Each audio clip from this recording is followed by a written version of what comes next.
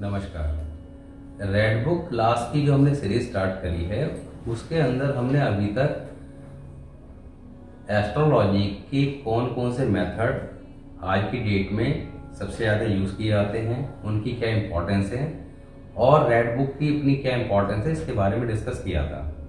और इसके साथ ही हमने जो इसको सीखने के लिए, लाल किताब को समझने के लिए जो बेसिक इन्फॉर्मेशन आपको होनी चाहिए उसके बारे में भी जानकारी दी थी। जैसे कुंडली के 12 घर, ग्रहों के आपसी संबंध, उनकी राशियाँ, उनकी ऊंच नीची स्थिति, इन सब चीज़ों के बारे में। और लास्ट क्लास में हमने इसका मोस्ट इम्पॉर्टेंट पार्ट जो ग्रामर है उसे स्टार्ट किया था, जिसके कुछ पॉइंट आपके साथ शेयर किए थे। अब आज की क्लास के अंदर हम लोग इसका मोस्ट इम्पॉर्टेंट पार्ट ग्रहों की महादशा, क्योंकि लाल किताब के अंदर ग्रहों की महादशा निकालने का अपना एक अलग कॉन्सेप्ट है जो वैदिक एस्ट्रोलॉजी से बिल्कुल डिफरेंट है। तो आप में से कई लोग जो वैदिक एस्ट्रोलॉजी की नॉलेज रखते होंगे वो थोड़ा सा इस चीज़ को लेके कंफ्यूज होंगे, तो उन्हें इस चीज़ को बड़े ध्यान से समझना है। क्योंकि जब हम किसी भी एस्ट्रोलॉजी को समझते हैं, चाहे लाल किताब हो, चाहे वैदिक हो, चाहे जेमिनी एस्ट्रोलॉजी हो, तो केवल उसी के पैटर्न को फॉलो करना है कम्प्लीटली। अदरवाइज आपको कन्फ्यूजन पैदा हो जाएंगे और आप कहीं सही कंक्लूजन पर नहीं पहुंच पाएंगे या हॉरोस्कोप को सही से एनालाइज नहीं कर पाएंगे। उसके लिए सबसे पहले आज का जो हमारा टॉपिक है उसके अंदर हमें समझना होगा। आपके सामने एक चार्ट दिया रहा है, इसमें लिखा है दरमियानी ग्रह। अब ये दरमियानी ग्रह क्या होते हैं इसे समझते हैं। दरमियानी ग्रह का इस्तेमाल जो है महादशा और वर्षफल दोनों में किया जाएगा। अब जैसे आपके सामने चार्ट में लिखा हुआ है पक्का घर, फिर लिखा है शुरू, फिर लिखा है दरमियान और आखिर पर। अब पक्का घर में लिखा है बृहस्पति और उसका जो फर्स्ट पार्ट है शुरू उसमें केतु, फिर दरमियान में बृहस्पति और आखिर पर सूरज। अब इसका मतलब क्या है? मतलब ये है कि वर्षफल के अंदर, वर्षफल क्या है थोड़ा शॉर्ट में से भी समझ लीजिए कि वर्षफल है आपके उस साल का लेखा जोखा, यानी कि आपका जो जन्मदिन है आता है उस तिथि से लेकर अगले जन्मदिन तक जो एक साल है उसमें क्या अच्छा और क्या बुरा है उसके बारे में समझना। तो उसके लिए वर्षफल निकाला जाता है और लाल किताब का वर्षफल निकालने का अपना एक अलग पैटर्न है और जो काफ़ी सटीक बैठता है। उसे आगे जब वर्षफल का टॉपिक आएगा तब समझेंगे। अब इसके अंदर आप देख रहे हैं कि सपोज कीजिए वर्षफल की कोई कुंडली है, उसके अंदर आपका बृहस्पति 5वें खाने के अंदर है। अब 5वें खाने का मतलब ये है कि वो सूरज के घर में है जहां वो अच्छे रिजल्ट देता है और घर का कारक भी है। पर जब वर्षफल स्टार्ट होगा तो आपको बृहस्पति का रिजल्ट एकदम देखने को नहीं मिलेगा। क्यों नहीं मिलेगा? क्योंकि ये जो दरमियानी ग्रह का जो चार्ट है इसमें बृहस्पति के आगे लिखा है केतु, फिर बृहस्पति, फिर सूरज। यानी कि एक साल के अंदर 12 महीने होते हैं। उन 12 महीने के अंदर पहले 4 महीने के अंदर जो केतु उस साल वर्षफल में केतु किस कंडीशन में है, केतु अगर अच्छा है तो आपको अच्छे फल मिलेंगे, केतु अगर खराब है तो आपको खराब फल मिलेंगे। उसके बाद जो अगले 4 महीने हैं उसमें बृहस्पति के खुद के फल मिलेंगे कि बृहस्पति वर्षफल में कहाँ आया हुआ है। और उसके बाद सूरज के, कि सूरज की कंडीशन अच्छी है तो अच्छे फल और खराब है तो खराब फल। दरमियानी ग्रह के बाद हम ग्रह की महादशा, इसे लाल किताब के अंदर 35 साल चक्कर भी बोलते हैं। तो ये कैसे निकाला जाता है इसके लिए सबसे पहले हमें समझना होगा कि लाल किताब की होरा, होरा क्या चीज़ है।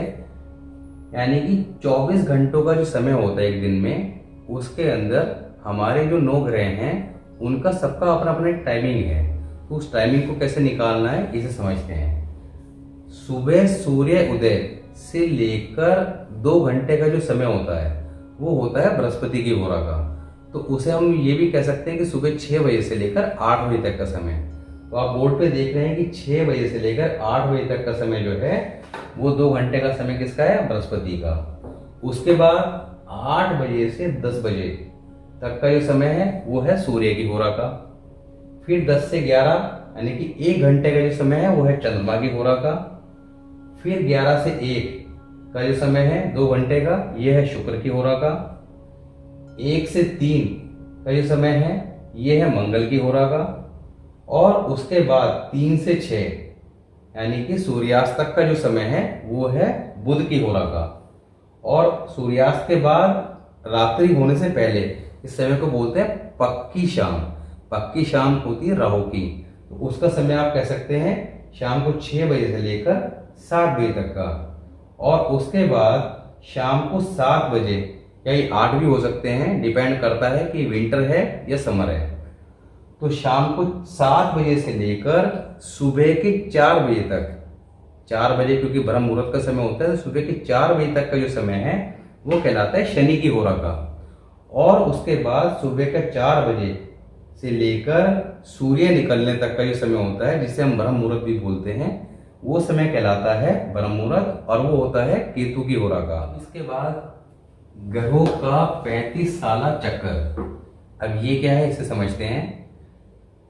शनि 6 साल, राहु 6 साल, केतु 3 साल, बृहस्पति 6 साल, सूर्य 2 साल, चंद्रमा 1 साल, शुक्र 3 साल, मंगल 6 और बुध 2। इसका सबका टोटल करेंगे तो ये आएगा 35 साल। इसे बोलते हैं 35 साला चक्कर, यानी कि इन सब ग्रहों का अपना ही टाइम पीरियड है और ये सर्किल 35 साल में पूरा होता है। इसके बाद दोबारा ये यहीं से स्टार्ट होता है। अब हमें किसी व्यक्ति की अगर महादशा निकालनी है तो कैसे निकालेंगे, इनमें से किस ग्रह से उसकी महादशा स्टार्ट होगी, इस चीज को समझेंगे। इसके अंदर हमें तीनों चीजों को इस्तेमाल करना होगा।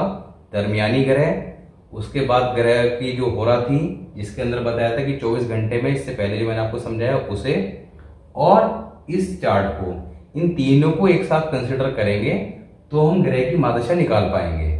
अब उसके लिए आपको मैं चार्ट भी डिस्प्ले में दे दूंगा और आपको किसी एक का एग्जाम्पल देके भी समझाता हूँ। अब इसे एग्जाम्पल के द्वारा समझते हैं। एक व्यक्ति की हमने कुंडली ली है जिसकी डेट ऑफ बर्थ है 27/8/1974 और उनका जन्म का समय है 5:30 सुबह के। इस वक्त उनकी जो एज है वो बैठती है 47 ईयर।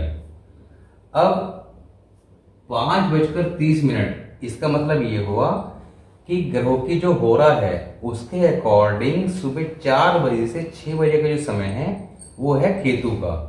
तो यानी कि केतु की होरा में इनका जन्म हुआ है। तो यानी कि इसका मतलब ये हुआ कि ग्रह जब इनका जन्म हुआ है उस समय केतु की महादशा जन्म के समय में लगी हुई थी। अब केतु की महादशा जन्म के समय लगी थी तो एक काम और करेंगे कि क्योंकि इनकी उम्र 35 साल से ज्यादा है तो इस वक्त आपका यहां पे 1974 में 35 वर्ष ऐड कर देंगे तो ये हो जाएगा 2009। यानी कि जब जन्म हुआ था तब केतु की महादशा थी। 35 साल का चक्कर केतु की महादशा से स्टार्ट हुआ और 35 साल बाद जाके वो कंप्लीट होने के बाद दोबारा केतु की महादशा स्टार्ट होगी। तो दोबारा केतु की महादशा कब स्टार्ट होगी, 2009 में। तो आज की डेट में उनकी किसकी महादशा लगी हुई है, किसका अंतर है और किसका प्रयंतर है, ये निकालने के लिए हम 2009 से स्टार्ट करेंगे जिससे हमारा समय बच जाएगा। अब 2009 में 27/8/2009 को इनका जन्मदिन था। उस समय से लेकर 2012 तक केतु की 3 वर्ष की महादशा थी। जैसा कि मैंने आपको महादशा का चार्ट दे रखा है जिसमें किस ग्रह को कितने वर्ष दिए गए हैं उसमें मेंशन है। तो वहां पे केतु के लिए कितने वर्ष मेंशन है, 3 वर्ष। अब केतु की 3 वर्ष की महादशा में दरमियानी जो ग्रह का चार्ट है उसमें हम देखेंगे कि कौन कौन से ग्रह आपका अंतर में आएंगे। तो केतु के अंतर में ये 3 ग्रह आएंगे। नंबर 1 सबसे पहले शनि, उसके बाद राहु, उसके बाद केतु। अब केतु की दशा जो है वो टोटल 3 वर्ष की है तो इन तीनों को वो 3 वर्ष डिवाइड करेंगे। तो 1 वर्ष शनि, 1 वर्ष राहु का अंतर और 1 वर्ष केतु का अंतर। तो उस हिसाब से 27/8/2010 तक केतु में शनि का अंतर, 27/8/2011 तक केतु में राहु का अंतर और 27/8/2012 तक केतु में केतु का अंतर। उसके बाद 27/8/2012 जब केतु की खत्म हो गई तो गुरु की स्टार्ट हो गई। अब गुरु की महादशा कितने वर्ष की है, 6 वर्ष की। 6 वर्ष की है तो ये 2012 से चलेगी 2018 तक। अब इसमें कौन से 3 ग्रह का अंतर आएगा? नंबर 1 पे केतु, फिर गुरु और फिर सूर्य। तो इनको 2 वर्ष को केतु, 2 वर्ष के लिए गुरु और 2 वर्ष के लिए ही सूर्य है। तो उस हिसाब से 27/8/2014 तक, 2012 के बाद 2 साल ऐड करेंगे तो 2014 तक केतु का अंतर, फिर 2014 में 2 साल ऐड करेंगे तो 2016 तक गुरु का अंतर, और 2016 में 2 वर्ष ऐड करेंगे सूर्य के तो 2018 तक 27/8 तक सूर्य का अंतर। तो गुरु में केतु और गुरु और सूर्य की दशा खत्म होने के बाद फिर किसकी दशा आएगी चार्ट के अकॉर्डिंग? सूर्य की। सूर्य कब से कब तक है? 2018 से, 2018 में खत्म हो गई थी महादशा। इसके बाद 27/8/2018 से सूर्य की 2 वर्ष की स्टार्ट हो गई। इसमें अंतर किसका आएगा? सूर्य का, चंद्रमा का और मंगल का। अब सूर्य की क्योंकि 2 वर्ष की है, तो 2 वर्ष में कितने महीने होते हैं? 24 महीने। 24 महीने को हम 3 पार्ट में डिवाइड करेंगे तो 8 मंथ एक ग्रह को मिलेंगे। यानी कि सूर्य की जो अंतर्दशा है सूर्य में वो 8 महीने के लिए आएगी, उसके बाद चंद्रमा की भी 8 महीने के लिए और मंगल की भी 8 महीने के लिए। तो 27/8/2018 में अगर हम 8 महीने ऐड करेंगे तो 27/4/2019 तक सूर्य का अंतर आएगा। फिर 27/4/2019 में 8 महीने ऐड करेंगे तो 27/12/2019 तक चंद्रमा का अंतर, और 27/12/2019 में 8 महीने ऐड करेंगे तो 27/8/2020 तक मंगल का अंतर। तो इस तरह सूर्य में सूर्य और चंद्र मंगल की अंतर्दशा निकाल लेंगे। इसके बाद आएगी चंद्रमा की, जो आती है 1 वर्ष के लिए। ये आएगी 27/8/2020 से 27/8/2021 तक। इसमें किस किस ग्रह का अंतर आएगा? बृहस्पति, सूर्य और चंद्र। अब 1 वर्ष में 12 महीने होते हैं तो वही 3 से डिवाइड करेंगे तो 4-4 महीने तीनों ग्रहों को मिल जाएंगे। तो बृहस्पति की 4 महीने के लिए, सूर्य की 4 महीने के लिए, चंद्रमा की 4 महीने के लिए। तो इस हिसाब से 27/12/2020 तक, 27/8/2020 में 4 महीने ऐड करेंगे तो 27/12/2020 तक बृहस्पति का अंतर। फिर 27/12/2020 जब बृहस्पति का अंतर समाप्त हो जाएगा, 4 महीने ऐड करेंगे तो 27/4/2021 तक सूर्य का अंतर, और इसमें 4 महीने ऐड करेंगे 27/8/2021 तक चंद्रमा का अंतर। अब चंद्रमा के बाद शुक्र 27/8/2021 से 27/8/2024 शुक्र की 3 वर्ष के लिए। अब शुक्र की भी अंतर में कौन कौन आएंगे? मंगल, शुक्र और बुध। तो मंगल को 1 वर्ष मिलेगा, शुक्र को 1 वर्ष मिलेगा, बुध को 1 वर्ष मिलेगा।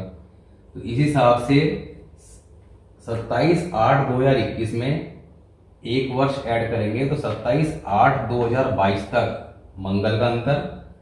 उसके बाद 1 वर्ष ऐड करेंगे तो शुक्र का अंतर 27/8/2023 तक, और उसके बाद 1 वर्ष ऐड करने में 27/8/2024 तक बुध का अंतर। यानी कि इस समय 2021 चल रहा है और इस साल अगस्त में इनका जन्मदिन आया होगा। तो 27/8/2021 से अभी 2022 कंप्लीट नहीं हुआ है, यानी अगले साल तक इनका शुक्र के अंदर मंगल की अंतर्दशा चलेगी। अब शुक्र में मंगल की अंतर्दशा तो हमने निकाल ली, अब प्रेंतर दशा कैसे निकालनी है तो उसे भी शॉर्ट में समझ लेते हैं। अंतर्दशा किसकी है? मंगल की, शुक्र में मंगल की। अब मंगल को भी आप इसी तरह डिवाइड कर लीजिए। मंगल के 3 पार्ट में डिवाइड किया तो दरमियानी ग्रह कौन कौन से आ गए? नंबर 1 में मंगल, शनि और शुक्र। और मंगल का अंतर कितने वर्ष का है? 1 वर्ष का। 1 वर्ष यानी कि 12 महीने, तो इन सबके 4 मंथ 4 मंथ 4 मंथ हुए। तो उस हिसाब से आपका 27/8/2022 तक, यानी कि तक है मंगल का, यानी कि मंगल का शुरू कब हो रहा है? 27/8/2021 से अंतर शुरू हो रहा है। तो 27/8/2021 में 4 महीने, यहाँ मंगल को 4 महीने मिले, 4 महीने ऐड करेंगे तो 27/12/2021 तक मंगल का अंतर। तो इस समय इस जातक की शुक्र की महादशा में मंगल की अंतर्दशा और मंगल की ही पर्यंतर दशा निकल के आई है। तो आज हमने दरमियानी ग्रह, 35 साल चक्कर और 24 घंटे में जो ग्रहों की होरा होती है उसकी टाइमिंग को समझा। नेक्स्ट वीडियो जो है वो भी बहुत ज़्यादा इम्पॉर्टेंट है। उसके अंदर हम सीखेंगे ग्रामर का मोस्ट इम्पॉर्टेंट पार्ट कि ग्रहों की दृष्टियां, क्योंकि जो ग्रह हैं उनकी अपनी दृष्टियां वैदिक के हिसाब से अलग हैं और लाल किताब के अकॉर्डिंग बिल्कुल ही डिफरेंट है। तो लाल किताब के अंदर और ये दृष्टियां बहुत ज़्यादा इंपॉर्टेंस रखती हैं, क्योंकि आपको इस ग्रामर के टॉपिक के बाद जब हम आगे ग्रह का ग्रहों के अंदर फल, यानी कि बृहस्पति पहला घर, दूसरा घर, तीसरा घर, इस तरह की जब सीरीज स्टार्ट करेंगे तो नेक्स्ट क्लास और ग्रामर की लेंगे, बेसिक के अंदर इतना ही लेंगे। उसके बाद जो ग्रामर का बाकी का पार्ट है वो बीच बीच में जब आवश्यकता पड़ेगी किसी टॉपिक में तब डिस्कस करेंगे, जिससे आप लोगों को जल्दी समझ में आए कि हाँ यहाँ पे इस पार्ट की आवश्यकता थी। तो उसके बाद जब वो सीरीज स्टार्ट करेंगे तब आपको समझ में आएगा कि ये जो हमने महादशा और वर्चुअल वगैरह के बारे में बात करी है, इनकी कहाँ इंपॉर्टेंस है और किस तरह से इनका इस्तेमाल किया जाना है। तो दोस्तों उस चैनल को सब्सक्राइब कर लीजिएगा, क्योंकि हमारी जो आने वाली वीडियोस हैं वो बहुत ज़्यादा इम्पॉर्टेंट हैं और उनके अंदर आप किसी भी ग्रह को देखिए, कोई भी ग्रह का प्लेसमेंट कहीं भी हो, चाहे पहले घर में हो या दूसरे घर में हो, या बृहस्पति कोई कहता है कि हमारा पास कुछ का है, पर रिजल्ट क्या है, कुछ भी नहीं। आदमी क्या कर रहा है, क्लैरिकल जॉब कर रहा है, होना चाहिए इधर आ जा, अब क्यों नहीं है। तो ये सारे जो माइंड में क्वेश्चन है कि एस्ट्रोलॉजी क्या है, सही है भी या नहीं है, तो इन सारे क्वेश्चंस का जो आंसर है आपको मिलने वाला है आगे जब वीडियो आएगी आपका बृहस्पति या ग्रहों का कुंडली के 12 ग्रहों के अंदर वर्णन। तो वो आपका नेक्स्ट वीडियो के बाद स्टार्ट कर देंगे। तो कोई भी जो सीरीज है वो मिस नहीं होनी चाहिए, इसलिए आप सब्सक्राइब कर लीजिएगा। इसी के साथ नमस्कार, मिलते हैं नेक्स्ट वीडियो में।